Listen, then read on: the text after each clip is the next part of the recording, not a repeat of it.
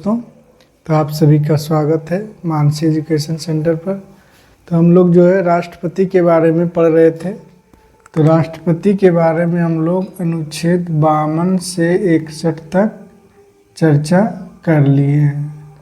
Article जो है 52 से 61 तक हमने देख लिया था कि राष्ट्रपति का किस प्रकार चुनाव होगा, कौन कौन इसमें भाग लेंगे और उसकी चुनाव की प्रक्रिया क्या होगी, उसकी वोटों की गिनती की किस प्रकार होती है। तो ये सब चीज़ें हमने पिछली कक्षाओं में पढ़ लिया था। तो आज हम लोग पढ़ेंगे प्रेसिडेंट की पावर यानी शक्ति के बारे में कि उनकी क्या क्या शक्तियाँ हैं, राष्ट्रपति की क्या क्या शक्ति होती है। तो आप जानते ही हम लोग चर्चा करते हैं। तो सबसे बड़ा शक्ति का अगर है तो क्षमादान की शक्ति है। किसी को भी क्षमादान यानी अनुच्छेद 72 के अनुसार, आर्टिकल 72 के अनुसार जो है राष्ट्रपति क्षमा कर सकता है, कोई भी सज़ा को क्षमा कर सकता है। जैसे मृत्यु दंड हो, फांसी की सज़ा हो या फिर मार्शल लॉ यानी कि सेना की सज़ा हो, कोई भी सज़ा हो, राष्ट्रपति जो है कोई भी सज़ा को माफ़ कर सकता है या फिर उसकी सज़ा को कम कर सकता है। क्या कर सकता है? सज़ा को कम कर सकता है। सज़ा को कम करने का अधिकार भी राष्ट्रपति को है। मान लिया जाए किसी को 10 साल की सज़ा हुई, क्या हुई? 10 साल का। अगर राष्ट्रपति चाहे, राष्ट्रपति को ये अधिकार है कि 10 साल की सज़ा को 2 साल या 5 साल में तब्दील कर सकता है। क्या कर सकता है? 10 साल की सज़ा को 2 साल या 5 साल में कर सकता है, या फिर हो सकता है उस पूरे सज़ा को माफ़ भी कर सकता है। क्या कर सकता है? पूरे सज़ा को माफ़ कर सकता है। और क्या कर सकता है? जैसे किसी को फांसी की सज़ा सुनाई गई कोर्ट के द्वारा, फांसी की सज़ा, फांसी की सज़ा सुनाई गई तो राष्ट्रपति क्या कर सकता है? इसको हो सकता है उम्र कैद में बदल दे। इसको जो है उम्र कैद, क्या कर सकता है? उम्र कैद में बदल सकता है। किसी को फांसी की सज़ा मिली हो तो राष्ट्रपति को अधिकार है कि उसको उम्र कैद में बदल सकता है। तो ये सभी जो चीज़ें हैं किसके आधार पर करेगी, किससे सलाह लेगी? ये सभी चीज़ें जो सज़ा को माफ़ करने वाली है वो किनसे वो सलाह लेंगे? मतलब सलाह तो किसी से लेंगे ही। राष्ट्रपति को कैसे पता चलेगा ये कैसा, मतलब किस प्रकार की सज़ा है, क्या है, नहीं है? वो तो सारे चीज़ों के बारे में इतना डिटेल से उनको जानकारी नहीं है। तो उनको सलाह देने के लिए इस पर जो है गृह मंत्रालय होगा। कौन होगा? गृह मंत्रालय। तो गृह मंत्रालय ही उनको सलाह देगा कि आप इसकी सज़ा को कम कर सकते हैं, माफ़ कर सकते हैं। तो राष्ट्रपति का कोई अपना विवेक इसमें नहीं है। जो भी सज़ा को माफ़ करना है या कम करना है, ये सभी जो है गृह मंत्रालय के अंदर में आता है। गृह मंत्रालय के जो आदेश हैं उसी पे राष्ट्रपति भी काम करेगा। जैसा कि जानते हैं राष्ट्रपति के चुनाव में तो मेन तो जो सरकारें होती है, जो वर्तमान सरकारें यानी कि जिनकी सरकारें रहती है, उसी के आधार पे राष्ट्रपति भी रहते हैं। कोई भी राष्ट्रपति कब बनेगा? जब जो पार्टी वहाँ पे शासन कर रही है, जो पार्टी वहाँ पे है, तो उन्हीं में से उन्हीं का कोई पसंदीदा आदमी होगा। जैसे मान लिया जाए अभी बीजेपी है, तो बीजेपी है तो बीजेपी के अनुसार ही कोई राष्ट्रपति चुना जाएगा, बीजेपी का ही आदमी होगा या इन्हीं से संबंधित होगा। कोई भी राष्ट्रपति होगा तो प्रेसिडेंट जो भी होगा तो इस पार्टी से ही संबंधित होगा। कहीं न कहीं जो राष्ट्रपति होगा इस पार्टी से उसका संबंध होगा। चाहे आप देखते हैं राज्यपाल होता है यानी कि गवर्नर, तो गवर्नर भी जो हर एक स्टेट में होता है, कहीं न कहीं वो प्रेसिडेंट और गवर्नर जो होता है वो कहीं ना कहीं जो पार्टी शासित होती है प्रदेश में या राज्य में, राज्य में यानी कि केंद्र में जो शासन रहती है जिस पार्टी की, उन्हीं का आदमी होता है, गवर्नर भी होता है और राष्ट्रपति भी होता है। तो जो भी काम राष्ट्रपति या गवर्नर करेगा तो आप देखेंगे गृह मंत्रालय के अधीन में करेगा। जैसा गृह मंत्रालय या केंद्र सरकार बोलेगी, जैसा वहाँ पे उनके जो पार्टी के अध्यक्ष हैं या पार्टी का जो आदमी है, प्रधानमंत्री हैं, गृह मंत्री हैं, जो भी हैं, उन्हीं के अनुसार ये काम करेगा। राष्ट्रपति जब इनका आदमी है तो उन्हीं के अनुसार काम करेगा। ठीक है, तो यहाँ पे जो सज़ा माफ़ करने की बात है, तो सज़ा माफ़ करने का अधिकार तो राष्ट्रपति के पास है, लेकिन वो किसके इशारे पे करेंगे? इशारा कहीं ना कहीं जो होगा, जो केंद्र में जिन पार्टी की सरकारें होगी उन्हीं का इशारा चलेगा। यहाँ पे जो पार्टी की सरकार केंद्र में होगी, केंद्र में जिस पार्टी की सरकार होगी उसी के इशारों पर ये सभी काम को किया जाएगा राष्ट्रपति के द्वारा। मृत्युदंड है, फांसी है, मार्शल लॉ है, सेना का कानून है, कुछ भी है, माफ कर रहा है राष्ट्रपति। लेकिन यहीं पे देखते हैं अमेरिका का जो राष्ट्रपति है, अमेरिका का राष्ट्रपति जो है उसको इतनी शक्ति नहीं दी गई है। अमेरिका के भी राष्ट्रपति है, उसको सेना की सजा को माफ नहीं कर पाता है, सेना की सजा को माफ नहीं कर पाता है। तो भारत के राष्ट्रपति को ज़्यादा शक्ति दी गई है, अमेरिका से भी ज़्यादा। ठीक है, राज्यपाल को भी देखते हैं। राज्यपाल जो है ये भी मतलब कि सज़ा को माफ़ करते हैं। जैसे आप लोग भी जानते होंगे कि राज्यपाल जो भी है, राज्यपाल भी सज़ा को यानी कि जो सज़ा है वो माफ़ करते हैं, लेकिन इनमें कोई शर्तें हैं, कुछ शर्तें हैं। आप देखेंगे इसमें कि मृत्यु दंड की सज़ा को ये माफ़ नहीं करते हैं, मृत्यु दंड की सज़ा को माफ़ नहीं करेंगे। फांसी की सज़ा है उसको माफ़ नहीं करेंगे। फांसी की सज़ा हो गया, मृत्यु दंड हो गया। अब मार्शल लॉ देखेंगे, सेना का कानून, मार्शल लॉ यानी कि सेना का कानून, इसकी भी सज़ा माफ़ नहीं करेंगे। बाकी जो सिविल है, सिविल सज़ा है जो राज्यपाल माफ़ करते हैं या तो कम कर सकते हैं, लेकिन जैसे मृत्यु दंड हुआ, फांसी की सज़ा हुआ, मार्शल लॉ, सेना का कानून हुआ, ये सभी जो सज़ा है राज्यपाल नहीं माफ़ कर सकता है। और राष्ट्रपति देखते हैं तो राष्ट्रपति सारे सज़ा, कोई भी सज़ा हो उसको पूरी तरह से समाप्त कर सकते हैं या फिर कम कर सकते हैं। तो ये जो अधिकार है राष्ट्रपति को दिया गया है, जबकि राज्यपाल को ये अधिकार नहीं दिया गया। राष्ट्रपति से संबंधित और भी कुछ शक्तियाँ हैं। तो राष्ट्रपति को जो है 3 प्रकार के और भी जो शक्ति दी गई है वो क्या क्या है? जैसे राष्ट्रीय आपात, राष्ट्रीय आपात,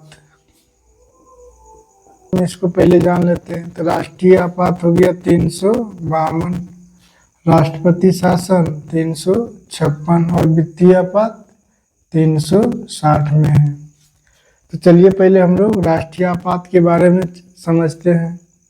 तो राष्ट्रीय आपातकाल कौन लगाएगा? तो ये भी राष्ट्रपति यानी प्रेसिडेंट लगाएंगे। तो राष्ट्रीय आपात जो है कब लगाया जाता है? किसी भी देश में, जैसे भारत में राष्ट्रीय आपात लगाना हो तो उसके लिए क्या होना चाहिए? जैसे बाहरी आक्रमण हो गया हो, बाह्य आक्रमण, बाह्य आक्रमण हो गया, कोई देश जैसे भारत पर चढ़ाई कर दिया हो या तो वहाँ लड़ाई शुरू हो गया हो, तो राष्ट्रीय आपातकाल लग सकता है। और भी क्या चाहिए? जैसे सेना में विद्रोह हो गया हो, सेना में विद्रोह हो गया हो यानी कि कोई भी सेना किसी की बात नहीं सुन रहा हो, अपने में वो मारकाट मचा दिए हों और देश के विरुद्ध हो गए हों। सेना में विद्रोह हो गया हो, देश के ही सेना अगर खिलाफ हो जाए तो ऐसी स्थिति में राष्ट्रीय आपातकाल की घोषणा जो है राष्ट्रपति करेगा। कौन करेगा? राष्ट्रपति करेगा। तो राष्ट्रीय आपातकाल अगर लगेगा तो इसका प्रभाव क्या पड़ेगा? राष्ट्रीय आपातकाल अगर लग जाता है तो इसका प्रभाव क्या पड़ता है आम लोगों पर? राष्ट्रीय आपातकाल के दौरान क्या प्रभाव पड़ेगा? तो क्या होगा? मूल अधिकार समाप्त हो जाता है। मूल अधिकार इसको समाप्त कर दिया जाता है। मूल अधिकार आप जानते होंगे 12 से 35 तक जो भी मूल अधिकार है, घूमने का, टहलने का, बोलने का, कहीं जाने का, ये सभी अधिकार यहाँ पे समाप्त कर दिया जाता है। आपातकाल के दौरान जो है मूल अधिकार समाप्त कर दिया जाता है, केवल 20 और 21 छोड़कर। 20 और 21 छोड़कर जो है सारे मूल अधिकार को समाप्त कर दिए जाते हैं। तो 20 और 21 को क्यों नहीं समाप्त किया जाता है, तो इसके बारे में समझते हैं। तो 20 में जो है इसमें कहा गया है कि एक गलती की एक ही सजा मिलेगी। एक गलती की एक सजा। एक गलती की एक सजा का मतलब हुआ कि मान लिया जाए आपने कोई गलती किया, आपको उसकी सजा मिल चुकी है न्यायालय द्वारा, आपने 1 साल 2 साल की सजा आपने काट लिया, तो उसके बाद हो सकता है फिर से आपको कोई देखे वहाँ पुलिस की, ये फिर इसको पकड़ते हैं, इसको एक बार पकड़े हैं फिर इसको पकड़ते हैं, तो न्यायालय के सामने जाएगा तो उसको वहाँ सज़ा नहीं मिलेगी। अगर एक गलती किए हैं उसी में आपको दोबारा तिबारा कभी भी सज़ा नहीं मिलेगा। एक बार आपने सज़ा काट लिया, आपका वहाँ सज़ा ख़त्म हो गया, दोबारा आपको सज़ा नहीं दी जा सकती है। तो ये जो मूल अधिकार है ये हमेशा प्रभावी रखते हैं।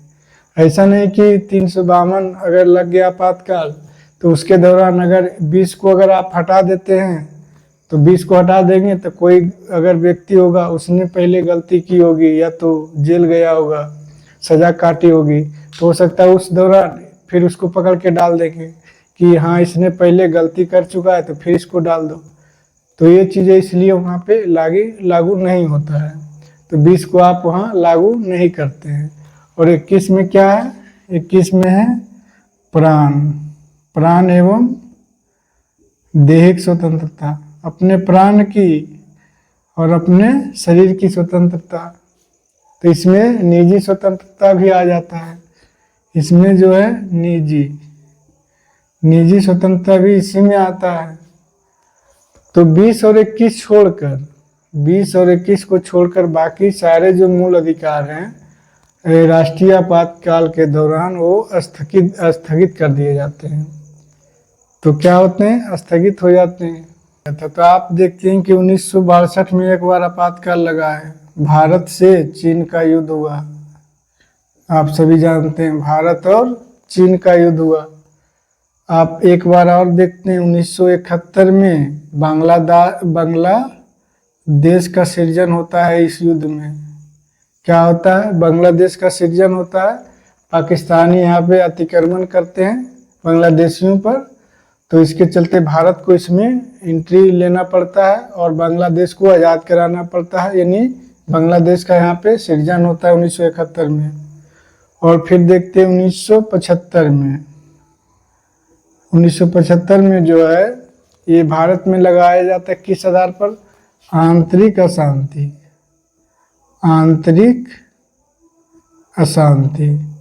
तो इसमें जो है बहुत से इसमें जो चीज़ें हैं इसमें बहुत इसका विरोध हुआ कि आंतरिक अशांति क्या है, इसको समाप्त कर दिया गया है। ठीक है, ये अब आंतरिक अशांति के आधार पर कोई भी आपातकाल लागू नहीं करेगा। तो उस समय कौन थी यहाँ पे? इंदिरा गांधी थी। तो इन्होंने ही आंतरिक अशांति के आधार पर आपातकाल लागू कर दिया और सारे जो बड़े नेता था उसको जो है अंदर करवा दिए। तो इसका बुरा बहुत प्रभाव पड़ा उनके। इसके बाद उनकी सत्ता चली जाती है, बहुत सारे चीज़ें इसमें होती हैं। तो चलिए उसके बारे में हमको यहाँ नहीं देखना है, हमें जो है देखना है कि राष्ट्रीय आपातकाल के बारे में हम लोग पढ़ रहे थे तो अनुच्छेद 352 में इसका वर्णन है। अनुच्छेद 352 में इसका वर्णन है। और क्या है, राष्ट्रपति इसको लगाता है किसके कहने पर? केंद्र सरकार के कहने पर। केंद्र सरकार यानी लोकसभा, राज्यसभा, संसद मिलकर संसद इसकी सिफारिश करता है। कौन करता है? राष्ट्रीय आपातकाल की जो घोषणा करने का संसद इसकी सिफारिश करता है, तो राष्ट्रपति इसको लागू करता है। तो 352 जो है संसद लगाता है। तो फिर इसमें जो है बाह्य आक्रमण होता है, या तो फिर सेना विद्रोह में इसको इस प्रकार लगाया जाता है। और इसका जो अगर लग जाता है तो इसमें मूल अधिकार प्रभावित होता है। 20 और 21 दोनों को आप नहीं हटा सकते हैं। 20 और 21 हमेशा बना रहता है। तो आप देखते हैं 3 बार जो 56 में इसका वर्णन किया गया है। इसको कौन लगाएगा? इसको भी राष्ट्रपति ही लगाता है। इसको भी राष्ट्रपति ही लगाता है। इसको कब लगाया जाता है? तो राष्ट्रपति शासन जो है राज्य में लगाया जाता है। राज्य में क्यों लगाया जाता है? तो आप कहेंगे कानून व्यवस्था खराब हो जाए, कानून व्यवस्था सही ना हो, या राज्य जो है केंद्र की बात ना माने, केंद्र की बात नहीं माने, या तो संविधान की उल्लंघन करे, तो ऐसे स्थिति में राष्ट्रपति शासन लग जाता है। तो राष्ट्रपति शासन लगने के बाद जो है वहाँ का जो राष्ट्रपति शासन लगने के बाद सारी शक्ति कहाँ आ जाती है? राष्ट्रपति के पास। राष्ट्रपति के पास सारी शक्ति आ जाती है। किसके पास? राष्ट्रपति के पास, यानी केंद्र सरकार के पास। किसी राज्य में अगर राष्ट्रपति शासन लग गया तो उसकी सारी शक्ति जो है किसके पास होगी? वो राष्ट्रपति के पास होगी। और राष्ट्रपति शासन के समय अगर राज्य सूची के विषय पर कोई कानून बनाना हो, कौन बनाएगा? तो केंद्र बनाएगा। राज्य सूची के विषय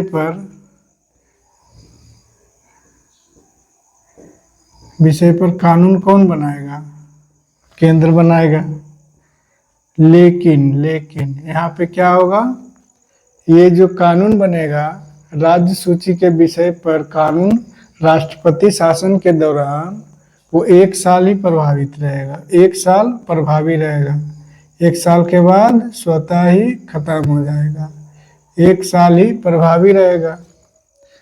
तो यहाँ पे हम लोगों ने देखा कि राष्ट्रपति शासन जो है 356 अनुच्छेद के अनुसार लगाया जाता है किसी भी राज्य में। कब लगेगा? जब कानून व्यवस्था सही से ना चले उस राज्य का, या तो राज्य जो है केंद्र की बात को नहीं माने, या तो संविधान की उल्लंघन करे राज्य। तो ऐसे स्थिति में राष्ट्रपति शासन लगेगा। तो राष्ट्रपति शासन के बाद क्या होता है कि सारी शक्ति जो है राष्ट्रपति के पास चली जाती है, यानी कि केंद्र के पास हो जाती है। और उसके बाद देखते हैं कि राज्य सूची के विषय पर अगर उस समय कानून बनाना है तो केंद्र बनाएगा। और कब तक प्रभावी रहेगा? मात्र 1 साल तक। कब तक रहेगा? राष्ट्रपति शासन 1952 में लगा था। कहाँ लगा था? पंजाब में। सबसे पहले राष्ट्रपति शासन 1952 के पंजाब में लगा था। या तो आप कह सकते हैं राज्यपाल, यहाँ पे राज्यपाल भी कह सकते हैं। तो राज्यपाल या राष्ट्रपति यहाँ पे हो सकता है, इसमें कोई दिक्कत नहीं है। वो डायरेक्टली राष्ट्रपति के पास ही शक्ति होती है। राज्यपाल के पास जो राष्ट्रपति कहेगा वो राज्यपाल करेगा, और जो केंद्र कहेगा वही राज्यपाल करेगा, वही राष्ट्रपति। तो बेसिक जो है इसका पीछे कौन है? केंद्र है। जो केंद्र कहेगा वो राष्ट्रपति मानेगा या फिर राज्यपाल भी मानेगा। तो ये जो शक्तियां सारी होती है राष्ट्रपति शासन के दौरान, आप कहेंगे कहीं कहीं किताबों में राज्यपाल भी दिया रहता है और कहीं कहीं राष्ट्रपति भी दिया हुआ रहता है। इसमें कोई दिक्कत नहीं है, आप राज्यपाल भी कह सकते हैं, क्योंकि राज्य में राज्यपाल ही होता है। वहाँ जो होता है राज्यपाल ही होता है, इसलिए राज्यपाल सही भी माना जाता है। यहाँ पे मुख्यमंत्री जो होते हैं राज्य के, वो शक्ति विहीन हो जाते हैं। शक्ति विहीन कौन हो जाते हैं? सीएम। यानी उस राज्य का जो सीएम है, राष्ट्रपति शासन के दौरान उनके पास कोई भी शक्ति नहीं होती। इसका जो क्लास है यहीं तक रहने देते हैं, तो फिर हम कल मिलेंगे नेक्स्ट वीडियो लेकर। जब तक के लिए जय हिंद।